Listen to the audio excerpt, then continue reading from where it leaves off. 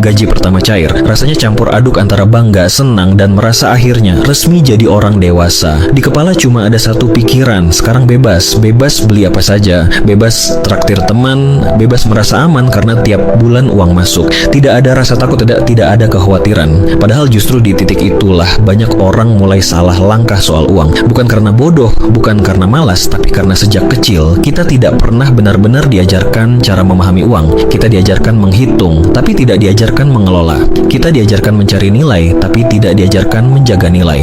Dan anehnya, pelajaran paling penting tentang uang justru baru terasa setelah salah berkali-kali. Sebelum lanjut, bantu channel ini dengan cara klik like dan subscribe, karena di sini kita ngobrol soal uang dengan cara yang jujur, realistis, dan relevan sama kehidupan sehari-hari. Pelajaran pertama tentang uang yang tidak pernah diajarkan di sekolah adalah uang itu soal perilaku, bukan soal matematika. Banyak orang mengira masalah keuangan itu karena kurang pintar berhitung. Padahal kenyataannya, orang yang nilainya selalu bagus di sekolah pun bisa hidup dari gaji ke gaji. Bukan karena tidak bisa menghitung, tapi karena tidak bisa menahan diri. Di sekolah, kita belajar penjumlahan dan pengurangan, tapi tidak pernah belajar bagaimana emosi memengaruhi cara kita belanja. Rasa capek, rasa ingin dihargai, rasa takut ketinggalan, semua itu diam-diam menggerakkan dompet kita. Ada cerita tentang seseorang yang setiap habis lembur selalu merasa pantas memberi hadiah untuk dirinya sendiri. Awalnya cuma kopi mahal, lama-lama jadi gadget baru. Bukan karena butuh, tapi karena merasa sudah bekerja keras. Uangnya habis bukan karena kebutuhan, tapi karena emosi yang tidak pernah diajarkan cara mengelolanya.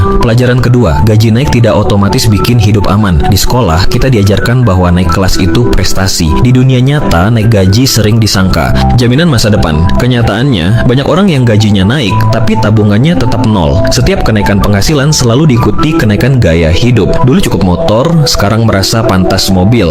Dulu cukup makan sederhana, sekarang harus nongkrong di tempat yang kelihatan berhasil. Ada pengalaman seseorang yang setelah gajinya 2 kali lipat, justru makin sering cemas. Cicilan bertambah, tanggung jawab meningkat, dan uang selalu habis sebelum akhir bulan. Sekolah tidak pernah mengajarkan bahwa standar hidup itu pilihan, bukan kewajiban. Pelajaran ketiga, menabung saja tidak cukup. Ini agak bertentangan dengan apa yang sering tuh kita dengar sejak kecil. Menabung dianggap solusi segalanya, tapi yang jarang dibahas, menabung tanpa tujuan dan tanpa strategi itu sering kalah oleh inflasi. Ada orang yang rajin menabung bertahun-tahun, tapi ketika mau membeli rumah, uangnya terasa tetap jauh, bukan karena kurang disiplin, tapi karena uangnya diam di tempat. Sekolah tidak pernah mengajarkan bahwa uang yang tidak bekerja perlahan-lahan kehilangan nilainya. Kita diajarkan menyimpan, tapi tidak diajarkan mengembangkan. Kita diajarkan aman, tapi tidak diajarkan bertumbuh. Pelajaran keempat, utang itu alat, bukan musuh, tapi juga bukan teman. Di sekolah, utang sering digambarkan sebagai sesuatu yang buruk tanpa penjelasan lebih dalam. Akibatnya, saat dewasa, orang jatuh ke dua ekstrim. Ada yang takut utang sama sekali sampai melewatkan peluang. Ada juga yang terlalu santai berutang demi gaya hidup. Ada kisah seseorang yang awalnya ambil cicilan kecil karena merasa ringan. Lama-lama cicilan numpuk. Setiap bulan gaji lewat cuma sebentar. Yang menyedihkan, semua itu terjadi tanpa pernah benar-benar sadar kapan mulai kehilangan kendali. Sekolah tidak pernah mengajarkan cara menilai utang. Apakah utang ini menambah nilai hidup atau cuma menunda rasa puas saat? Pelajaran kelima, dana darurat lebih penting daripada kelihatan sukses. Ini pelajaran yang biasanya datang setelah kejadian tidak enak, sakit, kehilangan pekerjaan, usaha sepi. Banyak orang tampak mapan di luar, tapi panik saat penghasilan berhenti 1 bulan saja. Ada pengalaman tentang seseorang yang selalu terlihat rapi, gadget terbaru, liburan rutin, tapi ketika harus berhenti kerja sementara, langsung kelabakan. Bukan karena malas, tapi karena semua uangnya sudah habis untuk menjaga tampilan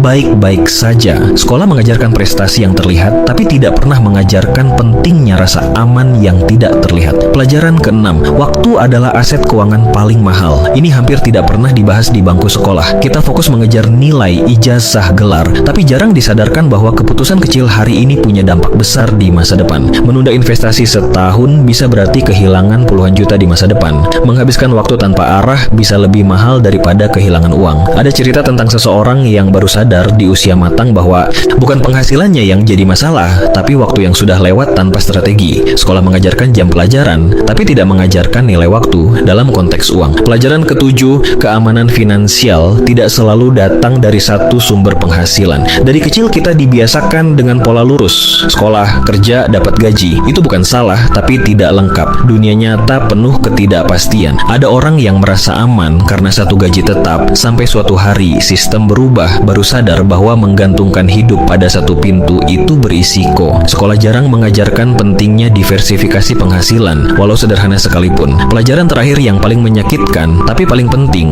uang tidak akan menyelesaikan masalah kebiasaan. Banyak orang berpikir, nanti kalau penghasilan besar semuanya beres. Padahal kalau kebiasaan finansialnya buruk, uang besar hanya memperbesar masalah. Seseorang yang boros dengan penghasilan kecil akan tetap boros dengan penghasilan besar, hanya skalanya yang berbeda. Sekolah mengajarkan hasil, tapi tidak mengajarkan kebiasaan kecil yang menentukan hasil itu. Kalau dipikir-pikir, semua pelajaran tentang uang ini tidak rumit, tapi juga tidak instan. Butuh kesadaran, butuh kejujuran sama diri sendiri, dan butuh keberanian untuk hidup sedikit berbeda dari kebanyakan orang. Tidak selalu ikut standar sosial, tidak selalu ikut arus, karena pada akhirnya tujuan mengelola uang bukan supaya terlihat kaya, tapi supaya hidup lebih tenang. Kalau kamu merasa obrolan ini relevan, jangan lupa like dan subscribe channel ini. Bagikan juga ke orang terdekatmu, karena semakin cepat kita belajar pelajaran uang yang tidak diajarkan di sekolah, semakin kecil kemungkinan kita belajar lewat penyesalan.